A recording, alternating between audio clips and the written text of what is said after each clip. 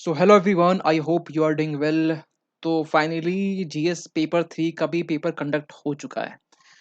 अब एक सबसे बड़ी समस्या होगी एथिक्स का पेपर ये कैसा आएगा, क्योंकि लास्ट टाइम में एथिक्स के जो पेपर आए थे ना वो बड़ा ही लेंदी था, है ना? लेकिन देखते हैं 2023 वाले टाइम में इसका क्या पैटर्न होता है, किस तरीके से होता है। लेकिन फिलहाल तो अभी हम जीएस पेपर जो 3 है, इसका हम पूरा एक फर्स्ट रिएक्शन देना चाहते हैं और इसके बाद में हम लोग बाद में डिटेल एनालिसिस करेंगे, है ना? देखिए, सबसे पहला जो क्वेश्चन आपका जो पूछा गया है, देखिए एक चीज़ बताना चाहते हैं जो लोग खासकर पहली बार मेंस के क्वेश्चन देख रहे हैं और उन्हें कुछ आइडिया नहीं है कि क्या होता है, क्या नहीं होता है, कैसे पूछे जाते हैं क्वेश्चंस, कहाँ-कहाँ से क्या होता है। तो हम बताना चाहते हैं इन शॉर्ट कि पेपर 3 में आपका इकोनॉमिक्स, एग्रीकल्चर, आपका disaster management, science and technology ये यहाँ से क्वेश्चन पूछे जाते हैं, कैसे पूछे जाते हैं, ये देख लेते हैं, ठीक है? और क्वेश्चन कैसा रहा है इस साल का। Faster economic growth requires increased share of the manufacturing sector in GDP, particularly MSMEs. Comment on the present policies of the government in this regard. साफ साफ स्ट्रेट फॉरवर्ड क्वेश्चन है। अगर आपको ये लग रहा हो कि ये कि out of the box question, नहीं, आप लास्ट ईयर इसके पास्ट जो पी वाई क्यू है मेंस के अगर आप उठा के देखेंगे तो एमएसएमई से क्वेश्चन पूछे गए, मल्टीपल टाइम्स पूछे गए। तो यहाँ पर भी एमएसएमई से क्वेश्चन पूछा गया। क्वेश्चन क्या आपसे पूछ रहा है 10 मार्क्स में? आपसे ये पूछा जा रहा है कि फास्टर इकोनॉमिक ग्रोथ के लिए, ठीक है, रिक्वायर क्या चाहिए? रिक्वायर ये है कि खासकर एमएसएमई में, यहाँ तो इन शॉर्ट बोल दिया गया मैन्युफैक्चरिंग सेक्टर में, उसमें भी पर्टिकुलरली एमएसएमई में फोकस आपको ज़्यादा करना है। आप ये कह सकते हैं, अगर आप 2 लाइन अगर आप मैन्युफैक्चरिंग सेक्टर के लिए कुछ पॉइंट लिखते हैं, तो आपको फिर मतलब 5 से 6 जो पॉइंट है ना, आपको एमएसएमई पॉइंट के बारे में आपको लिखना पड़ेगा। यानी कि आप ये कहें कि मैन्युफैक्चरिंग सेक्टर पे फोकस कीजिए, लेकिन पर्टिकुलरली आपको एमएसएमई में ज़्यादा फोकस करना है, खासकर इस सेक्टर में। तो आप मतलब ये सिंपल क्वेश्चन है, स्ट्रेट फॉरवर्ड क्वेश्चन आपसे ये बन सकता है। इसके बाद आपसे पूछ लिया गया कि इसमें प्रेजेंट में पॉलिसीज़ क्या है? मतलब अगर अगर आप इकोनॉमिक्स के पेपर को अगर आप अटेम्प्ट कर रहे हैं और अगर आपके पास में सपोज़ कीजिए आपके पास में डेटा नहीं है, मतलब कुछ लिमिटेड आपके पास में कंटेंट हो इकोनॉमिक्स के रिगार्डिंग, तो आप इकोनॉमिक्स में अच्छा कुछ करके आ सकते हैं। इकोनॉमिक्स में एमएसएमई के रिगार्डिंग, बजट के रिगार्डिंग, आप कह सकते हैं कि एग्रीकल्चर के रिगार्डिंग, अगर ये कुछ आपने पॉइंट डेटा आपने याद कर लिया, तो इकोनॉमिक्स की स्ट्रेटजी हम लेके कभी भी दूसरी वीडियो पर हम आएँगे। लेकिन फिलहाल तो अभी ये देख लीजिए क्वेश्चन कैसे पूछे जा रहे हैं। इसके बाद सेकंड में क्वेश्चन पूछा गया है, what is the status of digitalisation in the Indian economy? मतलब ऐसा नहीं कि बहुत छिपा के आपसे क्वेश्चन पूछ लिया गया, ठीक है? कि इंडियन इकोनॉमी में डिजिटलाइजेशन के स्टेटस क्या है? आपके पास इतना डेटा, इनफ डेटा होगा कि अभी रिसेंट में स्टेटस क्या है? कुछ अगर डेटा अगर आपको ये मालूम हो कि बाकी सारे कंट्रीज से हम लोग इंटरनेट यूजर्स कितना है, ठीक है? इंडिया में सबसे ज़्यादा आपको मालूम होना चाहिए। मोबाइल यूज़र्स कितने हैं, प्लस इसका स्टेटस हर एक सेक्टर में इन शॉर्ट 10 नंबर के मार्क्स है, तो आपको इन शॉर्ट कुछ को डेटा रखते हुए आप आगे लिख सकते हैं इकोनॉमिकली। पॉलिटिकल में इसका क्या स्टेटस इस खासकर इसका है। इसका पूछ लिया गया आपसे, examine the problems faced in this regard and suggest improvement. आप 3-4 पॉइंट करते हुए आप 2 पेज का आपके पास ब्लैंक पेज होता है, 10 मार्क्स का क्वेश्चन है। तो इसमें क्या अभी प्रॉब्लम फेस किए जा रहे हैं, ठीक है?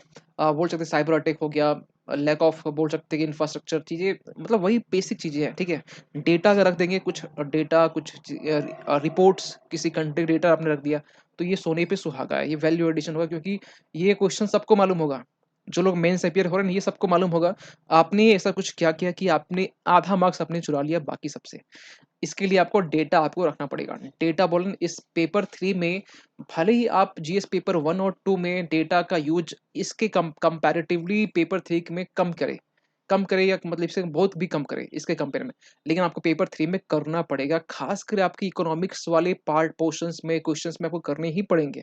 इसका मेन फ़ॉर्मूला ही यही है कि आपको डेटा आपको याद रखना पड़ेगा, ठीक है? तो सजेस्ट करना क्या इम्प्रूवमेंट, और उसमें भी कुछ पॉइंट आप डेटा रखेंगे तो और भी बहुत बेहतर होगा, ठीक है? इसके बाद में नेक्स्ट में क्वेश्चन पूछा गया है, how does E technology help farmers in production? ये भी स्ट्रेट फॉरवर्ड क्वेश्चन लग रहा है हमें। In marketing of agriculture produce, explain it.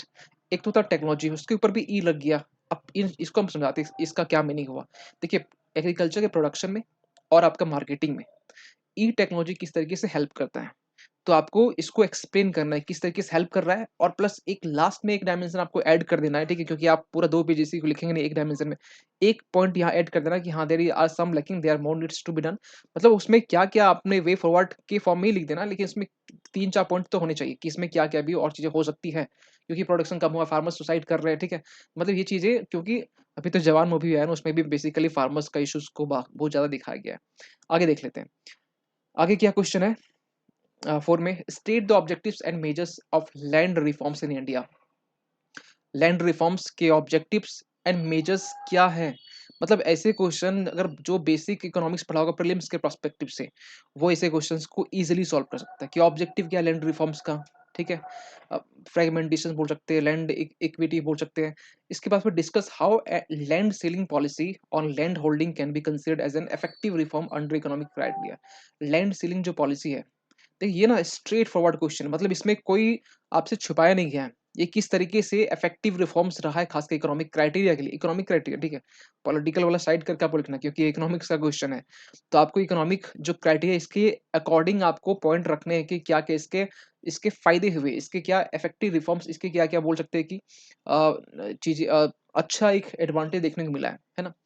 इसके बाद 5th में क्वेश्चन आपसे पूछा गया है, introduce the concept of artificial intelligence, science and tech का क्वेश्चन है। बहुत आसान क्वेश्चन हमें लगता है कि आर्टिफिशियल इंटेलिजेंस क्वेश्चन पहले प्रीलिम्स से लेकर मेंस में भी क्वेश्चन पूछे जा चुके हैं। ऐसा नहीं कि आपके लिए नया है। How does AI help clinical diagnosis? और ये क्लिनिकल डायग्नोसिस में किस तरीके से हेल्प करता है? Do you perceive any threat to privacy of the individual in the use of AI in health care? आप क्या मतलब मानते हैं कि ये जो प्राइवेसी का जो थ्रेट है इंडिविजुअल के लिए, एआई खासकर हेल्थ केयर में, तो एआई का यूज़ करने से होता है। आप मानते हैं अगर येस, तो आप येस में इसमें कुछ अपना कुछ पॉइंट रख सकते हैं। मतलब ये अगर आपने साइंस एंड टेक में कुछ बेसिक पोर्शन आपने किया है। Basic portion in the sense कि आपने आर्टिफिशियल इंटेलिजेंस आपने कर लिया, ठीक है? स्पेस टेक्नोलॉजी आपने कर लिया, बायो टेक्नोलॉजी आपने कर लिया, ठीक है? डिफेंस वाला पोर्शंस आपने कर लिया। कुछ करने और ये कंप्लीट जब कर रहे हैं तो कुछ डेटा के साथ में, डेटा क्योंकि इकोनॉमिक्स और साइंस वाला पोर्शन में आपका डेटा रख रहे हैं, कुछ रिपोर्ट्स रख रहे हैं ना? कुछ एग्जाम्पल सेट करें तो ये बड़ा ही मतलब कहीं न कहीं आपकी मार्क्स बढ़ सकते हैं। एक नाम ये हमें याद नहीं आ रहा है, एक टॉपर्स तो नहीं मतलब रैंक 100 के प्लस ही था। उनका जीएस पेपर 3 में आई थिंक 2017 का कोई था, ठीक है? 2017 में आप देखेंगे जीएस पेपर 3 में सबसे हाईएस्ट नंबर किसका? आज तक का सबसे हाईएस्ट नंबर वो टॉपर का रहा है। आई थिंक कि याद हमें नहीं है, कुछ नाम ऐसे कुछ नाम ऐसे कुछ, ठीक है? आप सर्च कर लेना। 153 या 57 मार्क्स हैं। जीएस पेपर 3 में आप समझ सकते हैं 150 प्लस मार्क्स लाना, ये अपने आप में कितना बड़ा एक अचीवमेंट है, तो सोच के समझ सकते हैं मतलब ये इतने मार्क्स ला सकते हैं। उनकी स्टडी आप फॉलो कीजिए, बाकी चीज़ को आप साइड रख के उनकी स्टडी फॉलो कीजिए, उन्होंने क्या किया। और रियलिटी यही है कि आप अगर डेटा को जितना भी मतलब यूज़ करेंगे, आपके मार्क्स उतने अच्छे आएँगे। पेपर 3 में का तो अप्रोच यही है। चलिए आगे बढ़ते हैं। फिर आपसे क्वेश्चन पूछा जा रहा है 6 में, discuss several ways in which micro organisms can help in meeting the current fuel shortage. देखिए, ये भी आपका साइंस एंड टेक का क्वेश्चन है। आपसे पूछा जा रहा है कि जो अ, ऐसे कौन-कौन से रास्ते हैं जिसमें बोल सकते हैं या उपाय हैं in which micro organism can help in meeting the current fuel shortage. जिसमें माइक्रो ऑर्गेनिज्म हेल्प कर सकता है, खासकर जो हमारा करंट फ्यूल शॉर्टेज है, मतलब बोल सकते हैं ऑयल के लिए, डीजल के लिए, पेट्रोल के लिए माइक्रो ऑर्गेनिज्म किस तरीके से वो हेल्प कर सकता है। हाँ, डेफिनिटली ये क्वेश्चंस ईज़ी मतलब हार्ड नहीं बोलेंगे, ठीक है? ईज़ी भी नहीं बोलेंगे, लेकिन मॉडरेट हम बोल सकते हैं ऐसे क्वेश्चंस, क्योंकि आपके पास पॉइंट होने चाहिए। 10 मार्क्स के क्वेश्चन बहुत ज़्यादा पॉइंट तो नहीं यूज़ होगा, लेकिन फिर भी आपको माइक्रो ऑर्गेनिज्म आपने पढ़ा होगा, ठीक है? और ये चीज़ें जो है ना, थोड़ा बहुत लिंक कर दिया गया आपका इकोनॉमिक्स से। इकोनॉमिक्स क्योंकि करंट फ्यूल शॉर्टेज या फिर मतलब इकोनॉमिक्स का ये आपका हिस्सा पार्ट में आ जाएगा। तो ये आप इसको भी डील कर सकते हैं, ठीक-ठाक क्वेश्चन, हमें नहीं लगता कि बहुत टफ क्वेश्चन आएगा और ईज़ी भी नहीं बोल रहे हैं, खासकर 6 नंबर क्वेश्चन्स को। मतलब इंटरलिंकिंग वाला जो क्वेश्चन है ना, खासकर इकोनॉमिक्स को साइंस से कर दिया गया। हमने कल भी देखा कि पेपर 2 वाले पेपर में कि पेपर इकोनॉमिक्स का पोर्शंस या एनवायरनमेंट का पोर्शन आपका वैसे पहले भी किया गया है। ऐसा नहीं कि ये नया है। आपको मालूम है एनवायरनमेंट का एक क्वेश्चन था कॉन्स्टिट्यूशनल मोरालिटी के रिगार्डिंग ऐसे कुछ क्वेश्चन था, एनवायरनमेंट को लेकर। तो आई थिंक 2022 या 21 में होगा, तो ऐसे भी क्वेश्चन पूछे गए, है ना? तो इसमें कोई शॉकिंग वाली बात नहीं है। 7 क्वेश्चन क्या है? Dam failures are always catastrophic, ठीक है? ये आपका डिजास्टर मैनेजमेंट का क्वेश्चन है, साफ-साफ ये झलक रहा है। Specially on the downstream side, resulting in a colossal loss of life and poverty sorry property, analyse the various causes of dam failures, give to examples of large dam failures. आसान question है, simple सी बात है। आपसे lengthy question कर लेंदी बना के आपसे एक डराने की कोशिश की जा रही है, लेकिन आपको सिंपल आपसे जब पता क्या पूछा गया है कि डैम फेलियर्स जो होते हैं, डैम टूट जाते हैं, ठीक है, या फिर जो भी इसके जो अलग अलग पर्सपेक्टिव है फेलियर्स के, आपको वो कारण लिखने हैं, कारण क्या है, प्लस आपको 2 एग्ज़ाम्पल ऐसे लिखने हैं जो कि आपको एक लार्ज डैम फेलियर्स इसको इंडिकेट करता है। हाँ, ये हो सकता है कि आपको एग्ज़ाम्पल ऑन द स्पॉट याद ना आए, है ना? लेकिन आपको यही कि थोड़ा प्रीवियस से क्वेश्चन आपको दे एनालाइज़ करना पड़ेगा अच्छे से कि कैसे क्वेश्चन क्वेश्चन पूछते हैं, कैसे-कैसे एग्ज़ाम्पल आपसे पूछ लेते हैं कि आपको उस एग्ज़ाम्पल को वहाँ पर फाइनली कोट करना पड़ता है, लिखना पड़ता है। तो येस, डेफ़िनेटली इसका एक पार्ट तो बहुत ईज़ी है, बहुत आसान है। डैम फेलियर्स के रिगार्डिंग आपसे कारण पूछा जा रहा है, ठीक है? इंफ्रास्ट्रक्चर बोल सकते हैं कि और जो भी जो इंडस्ट्री जो बनाई जा मतलब सेटअप की जा रहे हैं, ये सब आप लिख सकते हैं एग्जांपल साथ में, तो कहीं न कहीं आपका एक कारण निकल के आ जाएगा। नेक्स्ट में आपसे पूछा जा रहा है what is oil pollution? Oil pollution simple सी बात है, मतलब ये ऐसा नहीं, बहुत आपने ये नया वर्ड सुन लिया। ऑयल पॉल्यूशंस, इसमें ऑयल पॉल्यूशंस में आप सिर्फ़ डीज़ल, पेट्रोल नहीं लिखेंगे, ठीक है? इसमें ऑयल पॉल्यूशन में वो भी चीज़ें आएँगी जो कि जो डोमेस्टिकली हम लोग यूज़ करते हैं ऑयल, वो भी आप इसमें एग्जांपल में, ठीक है, लिख सकते हैं। What are its impacts on the marine ecosystem, ठीक है? लेकिन इसमें एक एंगल ये दिया गया कि मरीन इकोसिस्टम इसका इम्पैक्ट क्या क्या पड़ेगा। तो यहाँ पर आपका जो एक पर्टिकुलर जो फ़ोकस किया गया मरीन इकोसिस्टम में किया गया। ऑयल स्पिलिंग होता है, आपको मालूम है कि रिसेंटली बहुत सारे जो इंसिडेंट्स देखने को मिले, खासकर जो ओशियन और सी में ऑयल स्पिलिंग के रिगार्डिंग, ठीक है? In what way is oil pollution particularly harmful for a country like India? India के लिए किस तरीके से ये हार्मफुल है, अ, खासकर ऑयल पॉल्यूशन, ये आपको इसमें मेंशन करने हैं, है ना? तो मतलब ये ठीक-ठाक क्वेश्चन, हमें नहीं लगता कि ये बहुत मतलब टफ क्वेश्चन पूछ दिया गया। इसके बाद नेक्स्ट में आपसे पूछा जा रहा है winning of hearts and minds in terrorism affected areas. देखिए, साफ-साफ इसमें ये बोल सकते हैं कि ये आपका इंटरनल सिक्योरिटी, एक हम पोर्शन छोड़ देते हैं ना, हाँ, यस, इंटरनल सिक्योरिटी का ये पार्ट है। मतलब हम पेपर 3 में एक पोर्शन छोड़ दिए थे। तो ये उसी का एक हिस्सा है कि हार्ट्स एंड माइंड्स कहाँ पर टेररिज्म अफेक्टेड एरियाज़, जहाँ पर टेररिज्म अफेक्टेड यानी कि हम कश्मीर बोल सकते हैं, is an essential step in restoring the trust of the population. एक आपसे लाइन बोल दिया गया कि उसके दिल और दिमाग को जीतना, जहाँ पर ये टेररिज्म अफेक्टेड एरियाज़ हैं, कश्मीर की एग्ज़ाम्पल हम ले लेते हैं। बेसिकली उसी की ही बात कर रहा है ये। तो ये क्या कहा जा रहा है कि ये एसेंशियल स्टेप होगा खासकर रिस्टोर करना क्या, ट्रस्ट, पॉपुलेशन का ट्रस्ट जीतने के लिए। Discuss the measures adopted by the government in this respect as part of the conflict resolution in Jammu and Kashmir. साफ-साफ यहाँ लास्ट में लिख भी दिया गया है। इसमें आपको बताना है कि कौन-कौन से मेजर्स लिए गए हैं। मतलब आपसे, अगर आप करंट अफेयर्स को फ़ॉलो कर रहे हैं, एक तो करंट अफेयर्स के नाम पे जो होता है ना, एक मतलब बहुत सारे कुछ लोग कन्फ्यूज़ होते हैं कि sir daily news analysis, the Hindu, फिर इन INA important news analysis, editorial analysis, prelims booster, फिर आपका करंट अफेयर्स के नाम पे, बहुत सारे नाम पे चलते हैं। क्या आपको पढ़ना है? क्या इसके रिगार्डिंग वीडियो हम लेके आएँगे कि ये जो कन्फ्यूज़न है ना बेसिकली क्या हो रहा है, ठीक है? आपको फ़ोकस कहाँ करना है, और इतने नाम से जो चीज़ें आपके सामने चल रही है ना, तो इसके रिगार्डिंग हम एक वीडियो लेके आएँगे। आपका जो भी कन्फ्यूज़न है वो हम दूर करने की कोशिश करेंगे, है ना? और इसके बाद मेरे ख़्याल से जो भी आपका कन्फ्यूज़न, जिन लोगों को कन्फ्यूज़न है, जिनको क्लैरिटी है उनको ठीक है, जो जिसको फ़ॉलो कर रहे हैं। लेकिन आपको, क्योंकि हर चीज़ ना एक डेटा के अकॉर्डिंग चलती है। आपको एनालाइज़ करना पड़ेगा कि जो एक वीडियो देख के जो फ़ॉलो कर रहा है, क्या उसको प्रीलिम्स में निकला है? क्या अगर वो किसी चीज़ को फ़ॉलो करके क्या उसका कुछ भी निकला हुआ है? कहाँ तक वो सक्सीड है? सक्सेस रेट ही उसका कम है, तो आपको फिर ट्रैक चेंज करना पड़ेगा, तो वो भी हम उसमें बात करेंगे। नेक्स्ट में बात करते हैं कि the use of unmanned aerial vehicles, UAV, ठीक है? इसमें होता है, मतलब बराबर ही चलता रहता है। By our adversaries across the border to ferry arms, ammunitions, drugs etceteras. अभी तो रिसेंटली आपको मालूम है कि अनंतनाग में ड्रोन के ज़रिए अटैक हो रहा है, ठीक है? जो भी टेररिस्ट जहाँ पे छिपे हुए हैं। ये serious threat to the internal security, ठीक है? Comment on the measures being taken to tackle this threat. UAV के ज़रिए जो एडवर्सरीज़ जो हो रही, ख़ासकर आपको मालूम है कि पाकिस्तान ड्रोन के ज़रिए जो इलीगल जो फंडिंग हो, ब्लैक मनी जो होता है या फिर आर्म्स होते हैं, वो पहुँचाते हैं, ख़ासकर इधर हमारे पीओके के जस्ट इंडिया वाले साइड में, जम्मू कश्मीर में। तो ये एक बहुत बड़ा एक थ्रेट है, सीरियस इंटरनल सिक्योरिटीज़ के रिगार्डिंग बहुत बड़ा एक थ्रेट है, क्योंकि इसके ज़रिए मतलब एम्यूनिशन, ड्रग्स ये भी पहुँचाए जाते हैं। Comment on the measures being, इसके रिगार्डिंग आपको बताना है कि कौन-कौन से मेजर्स अभी तक लिए जा चुके हैं, खासकर इस थ्रेट को टैकल करने के लिए, है ना? तो आपको मतलब ये सिंपल सा क्वेश्चन है, अगर आप क्वेश्चन समझ जाते हैं ना, तो आपके पास में एक डायमेंशन मिल जाता है कि अच्छा हमें ये पूछा जा रहा है कि क्या-क्या थ्रेट है, थ्रेट आपको बताना है, ठीक है? थ्रेट के बाद में आपको डील करना है मेजर्स कौन-कौन से लिए, एक क्लास में कंक्लूजिंग पॉइंट, इंट्रोडक्शन में कुछ लिख देंगे। तो आप 10 नंबर के मार्क्स में 2 डायमेंशन बीच में बॉडी वाले पार्ट में हो गया, एक इंट्रोडक्शन, एक आपका कंक्लूजन, बेस्ट आपका आंसर निकल के आएगा। इसके बाद में नेक्स्ट में आपसे क्वेश्चन पूछा जा रहा है कि क्वेश्चन नंबर 11 में most of the unemployment in India is structural in nature, ठीक है? और फिर इसमें ये तो सिंपल बेसिक इकोनॉमी से पार्ट है, स्ट्रक्चरल इकोनॉमी आपको सीज़नल होता है, ठीक है? तो इसमें पूछा गया स्ट्रक्चरल इन नेचर, ठीक है? अनएम्प्लॉयमेंट जो होता है इन इंडिया में, examine the methodology adopted to compute unemployment in the country and suggest improvement.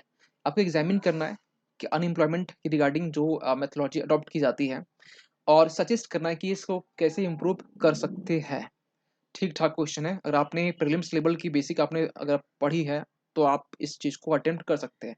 बहुत टफ क्वेश्चन नहीं, हमें लगता है 50% क्वेश्चन हम देख चुके हैं और 50% क्वेश्चन में हमें ये नहीं लग रहा है कि क्वेश्चंस को बहुत मतलब अ, पिछली बार की तरह आपसे क्वेश्चन पूछा जा रहा है। क्वेश्चन ठीक-ठाक क्वेश्चन है, ये बनने वाला क्वेश्चन है ना?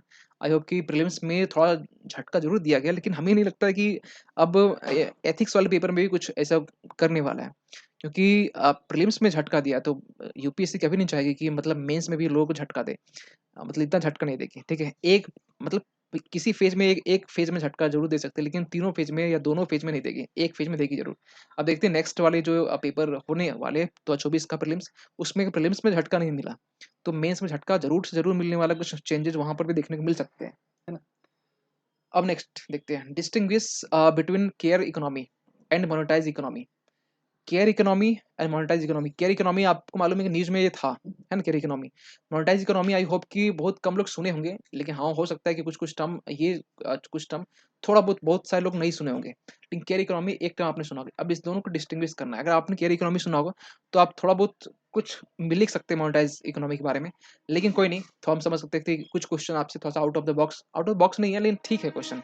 आप बस पढ़े हैं तो इसको लिख सकते हैं। ऐसे ये आपकी लास्ट 2022 से लेके अभी तक के करंट अफेयर्स में आपसे ये जो दोनों टर्म है, ये डेफ़िनेटली आप किसी भी मैगज़ीन में आपको मिल जाएगा या आपने पढ़ा भी होगा, ठीक है? तो यहाँ पर आपसे नेक्स्ट में क्वेश्चन पूछा जा रहा है कि how can care economy be brought into monetized economy through women empowerment? अब इस टाइप की जो इकोनॉमी है, कैसे केयर इकोनॉमी को हम लोग ला सकते हैं मोनेटाइज्ड इकोनॉमी में थ्रू वुमेन एम्पावरमेंट इसके ज़रिए। अगर आप दोनों कॉन्सेप्ट को समझे हुए हैं, ईज़िली आप इसको हैंडल कर सकते हैं। दोनों को नहीं समझे हुए, तो मेरे ख्याल से ये आपके लिए बहुत टफ क्वेश्चन हो जाएगा। अगर दोनों कॉन्सेप्ट आपके क्लियर हैं और ये तभी होगा जब आप करंट अफेयर्स को डेली फॉलो करेंगे। डेली क्या चल रहा है अभी तो यहाँ बात नहीं करेंगे करंट अफेयर्स के लिए क्या बेस्ट होगा, हम किसी और बात कर लेंगे। इसके बाद में नेक्स्ट में आपसे पूछा जा रहा है explain the changes in cropping pattern in India in the context of changes in consumption pattern and marketing condition. देखिए, आपसे पूछा जा रहा है क्रॉपिंग पैटर्न में जो चेंजेस हो रहे हैं उसको एक्सप्लेन करना है इंडिया कॉन्टेक्स्ट में, ठीक है? और context changes in consumption pattern और कंजम्पशन पैटर्न के अकॉर्डिंग में खासकर और मार्केटिंग कंडीशन। तो मार्केटिंग कंडीशन और कंजम्पशन पैटर्न के में खासकर जो इस कॉन्टेक्स्ट में जो क्रॉपिंग पैटर्न में जो चेंजेस आ रहे हैं, क्रॉपिंग पैटर्न में चेंजेस किस तरह के आ सकते हैं? आज के टाइम में मिलेट्स को सरकार बढ़ावा दे रही है, ठीक है? प्रमोट कर रही है। मतलब अभी तक हम लोग खासकर जो राइस है, सिंपल राइस और व्हीट बोल सकते हैं, इसको कंज़्यूम करते आ रहे हैं। अब गवर्नमेंट इस पे फ़ोकस कर रही है, तो जो पैटर्न है, वो अब चेंज हो रहा है। चेंज की डिमांड भी हो रही है। बजट में भी इसकी डिमांड हो चुकी है मिलेट्स को रिगार्डिंग। तो ऐसे-ऐसे कुछ पॉइंट्स को आपको यहाँ पर इलैबोरेट और एक्सप्लेन करके लिखने पड़ेंगे, ठीक है? तो ये भी ठीक-ठाक क्वेश्चन है, मतलब हमें नहीं लगता कि बहुत ज़्यादा टफ क्वेश्चन है। फिर नेक्स्ट में आपसे पूछा जा रहा है कि what are the direct and indirect subsidies? Direct और इनडायरेक्ट सब्सिडीज़ आपसे पूछा जा रहा है और प्रोवाइड देखिए डायरेक्ट आपने ये तो बहुत आसान क्वेश्चन है। डायरेक्ट कौन-सा होता है? डायरेक्ट जो कि आपके डीबीटी के ज़रिए आपके बैंक अकाउंट में डायरेक्टली पहुँचे। इनडायरेक्ट कौन-सा हुआ? मतलब आप ये कह सकते हैं कि जो सरकार है कोई भी सामान में, गुड्स में आपसे कोई कहीं न कहीं वो सब्सिडाइज़ रेट में आपको प्रोवाइड करती है, वो आपका इनडायरेक्ट हो गया। तो farm sector in India, farm sector के रिगार्डिंग बात की जा रही है। Discuss the issues raised by the World Trade organisation.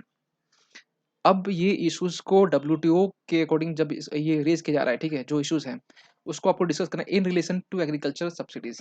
आपको मालूम है कि जो भी सब्सिडीज़ होती है, एक तो आपको मालूम है कि ब्लू सब्सिडी, ग्रीन सब्सिडी, जो एक एम्बिएंट समथिंग रिकॉल नहीं हो पा रहा है। तो वो सब्सिडी अब आई थिंक हमने ये चीज़ें डील की हैं बहुत सारे प्लेटफ़ॉर्म में। तो यहाँ से क्वेश्चन आपसे पूछा गया है, जिनका पीएसआईआर तो पीएसआईआर में भी चीज़ें आपको ये चीज़ें पढ़ाई जाती है और आप इसको ईज़िली डील कर सकते हैं। ऐसा नहीं बहुत टफ क्वेश्चन है।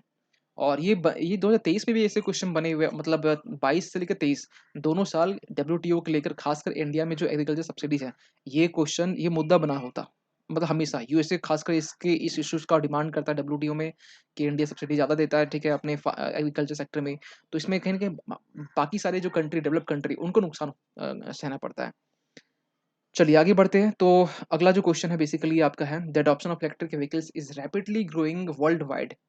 इलेक्ट्रिक व्हीकल्स, यस, ये करंट के कॉन्टेक्स्ट में क्वेश्चन पूछा गया, how do electric vehicles contribute to reducing carbon emission. अब ये यहाँ पूछा कि इलेक्ट्रिक व्हीकल्स किस तरीके से कंट्रीब्यूट कर सकता है खासकर कार्बन एमिशन को रिड्यूस करने में, and what are the key benefits. आप पहले ये डायमेंशन आप ये करेंगे कि कैसे कंट्रीब्यूट कर सकता है। पॉल्यूशन कम होगा, एनवायरनमेंट ग्लोबल वार्मिंग में भी कहीं कहीं कंट्रीब्यूट करेगा, अपना रोल प्ले करेगा, ठीक है। फिर एमिशंस कम होंगे, ये सब पॉइंट आप लिख सकते हैं। What are the key benefits they offer compared to traditional combustion engine vehicles. और इसमें ये भी पूछा जा रहा है कि जो ट्रेडिशनल हम लोग यूज करते हैं खासकर डीजल पेट्रोल का, इसके कंपेयर में की बेनिफिट्स क्या है। तो मतलब ये सिंपल क्वेश्चन है, मतलब ऐसा नहीं कि मतलब बहुत उड़ा के क्वेश्चन पूछ लिया गया है। आपसे सिंपल पूछा रहा है कि इलेक्ट्रिक व्हीकल्स, इसकी आप बताइए कि इसका कंट्रीब्यूशन क्या है कार्बन के एमिशन में। प्लस आपसे पूछा रहा है कि कंपेयर करना आपको इसके comparatively traditional combustion engine vehicle से, इसके कंपैरेटिवली की बेनिफिट्स क्या है खासकर इलेक्ट्रिक व्हीकल्स के। इसके बाद ना एक डायमेंशन आपको और ऐड करना जो कि यहाँ बोला नहीं गया है, कि इलेक्ट्रिक व्हीकल्स तो हम लोग अडॉप्ट कर रहे हैं, ठीक है, लेकिन इसमें बहुत सारा जो है ना पॉइंट्स जो कि हम लोग अभी लैग कर रहे हैं, उस लैग वाले पॉइंट को भी आपको एड्रेस करना पड़ेगा। उसके बाद कंक्लूड कर दीजिए। जो नहीं भी पूछा होता है ना, उसको साइड में 2-3 पॉइंट लिख दीजिए। इन शॉर्ट लिखिए, 2-3 4 लाइन का लिखिए, लेकिन लिखिए ज़रूर, क्योंकि आपको तारीफ़ करके नहीं आना है। आप कितना क्रिटिकल वहाँ पर लिख पाते हैं, सोच तो रहे ही क्रिटिकल, ठीक है? लिख पाते हैं, वो चीज़ वहाँ पर झलकनी चाहिए, ठीक है? चलिए आगे बढ़ते हैं। 16 बोला गया, what is the main task of India's third moon mission? आ गया ना? मतलब ये मून मिशन चंद्रयान जो 3 है ना, ये लॉन्च हुआ। मेन टास्क क्या था? मतलब ऐसे क्वेश्चन हमें लगता है ना कि अ, मतलब बने बनाए होते हैं, मतलब क्या बोलते हैं, स्पून फीडिंग होती है, मतलब आप खा लो, बस लो, लिख लो। और which could not be achieve in its early mission जो हम लोग अचीव नहीं कर पाए। 3-4 पॉइंट लिख सकते हैं, इजीली लिख सकते हैं कि खासकर जो देख पिछली बार भी हम लोग खासकर साउथ वाल में लैंडिंग की बात किए थे, ठीक है। इस बार में आपको मालूम है 7 जो प्रोपल्शन सॉरी पेलोड था आपका, ठीक है। और इसमें बेसिकली हाई मतलब डेफिनेशंस के आपके कैमरास लगे हुए थे। प्लस एक्स ये पिछली बार ऑर्बिटर मिशन था, इस बार ऑर्बिटर ऑर्बिटर मिशन नहीं है। ये चीज़ें पॉइंट आप लिख सकते हैं कि कैसी अलग है। तो करंट के कॉन्टेक्स्ट में तो पूछा गया, मतलब ये चीज़ें हमें लग रहा था क्वेश्चन पूछा, लेकिन इतना आसान क्वेश्चन पूछा जाएगा हमें ये मतलब नहीं लग रहा था। List the country that have achieved this task, कौन-कौन अचीव कर चुका है? तो इसमें आपको मालूम होना चाहिए, रसिया तो पहले किया था ना, ल्यूना आपको मालूम है, ल्यूना 9 किया था सबसे पहले 69 के राउंड में लैंडिंग, लेकिन नॉर्थ पोल में किया था। यूएस कर चुका है, चाइना कर चुका है, इसके नाम आप लोग लिख सकते हैं, है ना? ऐसा नहीं बहुत टफ। इंट्रोड्यूस एक एक डायमेंशन ये, एक डायमेंशन, एक छोटा डायमेंशन क्या इसका, एक छोटा-सा 2-3 लाइन का आपका ये हो गया। Introduce the sub systems in the spacecraft launched and explain. देखिए कौन-कौन से स्पेसक्राफ्ट सब सिस्टम इसका जो लॉन्च किया गया, सब सिस्टम वही हुआ जो कि 7 पेलोड की हम बात कर रहे हैं। सोचिए कि आपको आपसे कितना डीप में क्वेश्चन पूछा गया, मतलब यहाँ तक ठीक है, ये तो बनता भी है। पूरी दुनिया जब देख रही थी, पूरे भारत के लोग देख रहे थे, 8 मिलियन लाइव वॉचिंग कर रहे थे, तो सोचिए कि आपसे सब सिस्टम नहीं पूछे, ये तो मतलब नाइंसाफ़ी होगा। ठीक है, ये हम हार नहीं मानते, ये ठीक है, पूछ लिया अच्छी बात है, पूछना भी चाहिए। और 7 पेलोड हम बोल चुके हैं, 7 के आपको नाम लिखने हैं। Explain the role of the virtual launch control centre. Virtual launch control centre की वीएलसीसी जो कि मतलब एक था, एक at the Vikram Sarabhai Space Centre which contributed to the successful launch from the Sarabhai. इसके आपको रोल को भी एक्सप्लेन करना है। ठीक है, मतलब बहुत अच्छा क्वेश्चन है। हमें लगता है कि आपको इतना नॉलेज तो होना चाहिए कि आपको हर एक डायमेंशन को एड्रेस कर सकें। तो इसमें हम टफ नहीं मानेंगे, इसमें हम ईज़ी मानेंगे, क्योंकि जिस तरीके से ये हाइलाइट था, खासकर अगस्त के महीने में। सही है क्वेश्चन। नेक्स्ट क्वेश्चन है आपका, comment on the national wetland conservation programme. ये आपका इन्वायरमेंट का क्वेश्चन है। देखिए इसमें इन्वायरमेंट भी है, हम शायद इसमें स्किप कर दिए होंगे। इन्वायरमेंट हो गया, इंटरनल सिक्योरिटी हो गया, साइंस एंड टेक हो गया, डिजास्टर मैनेजमेंट हो गया, इकोनॉमिक्स हो गया, एग्रीकल्चर हो गया। मतलब यहाँ से क्वेश्चन एक तो बन ही जाते कम से कम ना। तो ये आपका हो गया इन्वायरमेंट का question. Comment on the national wetland conservation programme. अब ये प्रोग्राम आपको मालूम है गवर्नमेंट कौन कौन से प्रोग्राम चला कर रखे, initiated by the government of India, and name a few India's wetland of international importance included in the Ramsar site. कुछ इसे इन राम्स वेटलैंड्स का नाम देना जो कि रामसर साइट्स में इंक्लूडेड है। और रिसेंट में 2022 में आपको मालूम है एक तो आपका ऐड भी हुआ था, तो उसको आप लिख सकते थे यहाँ पर। 15 मार्क्स में क्वेश्चन पूछा जाना थोड़ा सा हमें लगता है कि ज़्यादा कंटेंट का नीड होगा, लेकिन फिर भी कोई नहीं। इन्वायरमेंट से तो क्वेश्चन ये मान के लिए एक तो क्वेश्चन 15 नंबर का पूछ ही लिया जाता है। ठीक है, तो ये आप क्वेश्चन को डील कर सकते हैं। वो टफ क्वेश्चन नहीं है, वेटलैंड्स के रिगार्डिंग क्वेश्चन है कि कंजर्वेशन प्रोग्राम कौन कौन से गवर्नमेंट ने लॉन्च किए हैं, इनिशिएट किए। ठीक है, पास्ट प्रेजेंट दोनों का आपको लिखना है। इसके बाद में क्वेश्चन नंबर जो 18 है वो बेसिकली कहता है कि the International Panel of on Climate Change IPCC has predicted a global sea level rise of about 1 metre of AD 2100। ये आईपीसीसी जो है ना प्रिडिक्ट कर रहा है कि ग्लोबल जो है ना सी लेवल राइज वो 2100 में, यानी कि 2023 चल रहा है तो 2100 जब आएगा ना तो वो 1 मीटर वो राइज हो जाएगा सी लेवल। ठीक है, व्हाट वुड, ये तो आपको लाइन पूछ दिया गया, आपको यहाँ पर आईपीसी से थोड़ा एडजस्ट करना है। ठीक है, इस चीज़ को थोड़ा सा आप इसको और एक्सप्लेन कर सकते हैं, ग्लोबल जो सी है इसके रिगार्डिंग कुछ इसके पॉइंट लिख सकते हैं कि क्या क्या इसमें बातें निकल के आई थी, इसके अलावा भी। ठीक है, और इसको लिखने के बाद में what would be its impact, impact को एक डायमेंशन आप लिख सकते हैं। इसका इम्पैक्ट क्या होगा, अगर मान चले सी लेवल राइज होगा तो इसका इम्पैक्ट क्या होगा, मतलब सिंपल क्वेश्चन है, सी लेवल राइज हुआ इसका इम्पैक्ट क्या बढ़ेंगे। तो सिंपल सी बात है कि जो कोस्टल एरियाज है वहाँ पे इम्पैक्ट होगा, जो हैबिटेशंस है वहाँ इम्पैक्ट होगा, जो फ्लोरा फोना दोनों में इसका इम्पैक्ट हमें देखने को मिलेगा। तो ये चीज़ को आप एड्रेस कर सकते हैं इम्पैक्ट में। And the other countries in the Indian Ocean region, और अदर कंट्रीज में भी क्या इसका इम्पैक्ट हो सकता है, खासकर इंडियन ओशन रीजन में।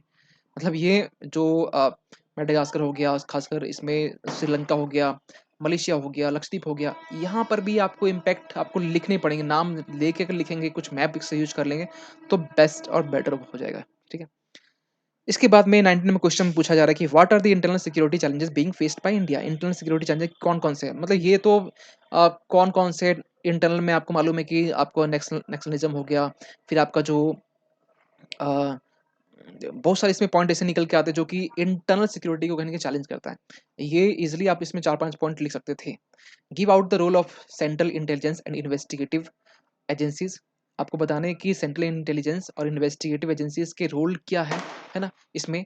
Task to counter such threats, मतलब सिंपल अगर हम ये कहें कि आपको इंटरनल यूएपीए इसको भी मेंशन कर दीजिए। ठीक है, इसके थोड़ा-सा कुछ रोल को बता दीजिए। मतलब जो भी एजेंसीज़ हैं, ख़ास के इसके इसमें जो इंटरनल सिक्योरिटी के लिए काम करती है, साइबर थ्रेट के लिए, मतलब साइबर जो सिक्योरिटी है उसको भी आप इसमें कोड कर सकते हैं। इसके भी कुछ आप रोल को बता सकते हैं। मतलब ठीक-ठाक क्वेश्चन है। डायरेक्ट क्वेश्चन है, सिलेबस से डायरेक्ट क्वेश्चन पूछा उठा के पूछ लेगा। इंटरनल सिक्योरिटी चैलेंजेस क्या है? इसमें सेंट्रल जो इंटेलिजेंस है और इन्वेस्टिगेटिव जो एजेंसीज़ है, उसके टास्क कौन-कौन से होते हैं? उनके रोल क्या है? ख़ासकर इन काउंटर को मतलब जैसे थ्रेट है उनको काउंटर करने के लिए। आसान क्वेश्चन था। इंटरनल सिक्योरिटीज़ क्वेश्चन इसमें पूछ लिया गया अच्छा से, मतलब अच्छी बात है, ठीक है, ऐसे को होना भी चाहिए। और ये अच्छा एक अच्छा टॉपिक भी है जो कि छोटा सिलेबस है, लेकिन क्वेश्चन अगर ज़्यादा पूछा गया तो अच्छी बात है। Give out the major sources of terror funding. Terror funding का मेजर सोर्स क्या है? ठीक है, इन इंडिया में। And the efforts being made to curtail these sources. Sources क्या है? कौन-कौन से एफर्ट्स लिए गए? 2 dimension. In the light of this also discuss the aim and objectives of the no money for terror। No money for terror, इसकी इसका बोल यहाँ बोल सकते हैं इसका एम एंड ऑब्जेक्टिव क्या है। नो मनी फॉर टेरर, आपको मालूम है कि रिसेंटली गवर्नमेंट 2022 की हम बात करें, नवंबर की बात कर रहे हैं, यहाँ लिखा हुआ, यहाँ तो लिखा हुआ है conference recently held at need valley November 2022। तो ये बेसिकली क्योंकि हम कहीं ना कहीं इसको अपने करंट अफेयर क्लास में जब हम नवंबर में पढ़ा रहे थे तो उसमें डील किए थे, तो हमें याद आ रहा है। तो ये चीज़ें सामने थी उस समय। ठीक है, तो आपको ये बताना है कि इसके एम एम एंड ऑब्जेक्टिव क्या है इसके। तो ईज़ी मतलब कह सकते हैं कि जो करंट अफेयर्स को मोटा-मोटी आजकल तो मतलब यही चलता है ना कि करंट अफेयर्स के नाम पे ना डेली आप थोड़ा-सा टाइम लेंगे आपका, क्वेश्चन ऑलमोस्ट कंप्लीट हो चुका है कि करंट अफेयर्स आप डेली आप पढ़ रहे हैं, एडिटोरियल पढ़ रहे हैं, द हिंदू पढ़ रहे हैं, इंडियन एक्सप्रेस भी आप पढ़ रहे हैं, प्रीलिम्स बूस्टर पढ़ रहे हैं, पीआईबी पढ़ रहे हैं। ये तो सोर्स है ना, ये तो सोर्स है। पढ़ना क्या है? पढ़ना क्या है? अगर आप सब पढ़ेंगे, तो अगर आप सब कुछ पढ़ेंगे, सब कुछ, तो आप कुछ नहीं पढ़ रहे हैं।